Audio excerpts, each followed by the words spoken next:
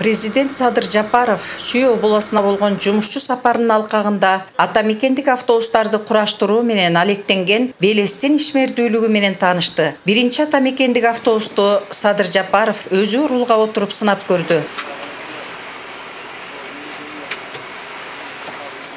Ал өндүрүшчүлөрдү колдоо максатында мамлекет бул ишканада чыгарылган 10 автобустун алгачкы партиясын сатып алаарын белгиледи. Бул унаалар ийгиликтүү иштетилген учурда завод менен туруктуу негизде кызматташуу маселеси каралат.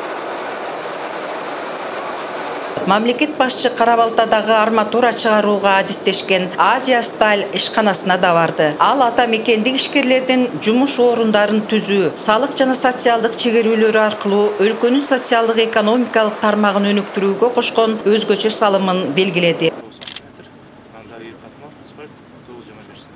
Ошондой эле Садыр Жапаров Бишкек Карабалта унаа жолун реконструкциялоонун жүрүшү менен таанышты. Транспорттардын үзгүлтүксүз, коопсуз жана ыңгайлуу кыймылын камсыз кылуу максатында Бишкектин түндүк айланма жолунун жана Профсоюзная көчөсүн бойлой айланып өтүүчү жолдун курулуш долбоорун ишин тездетүүнү тапшырды.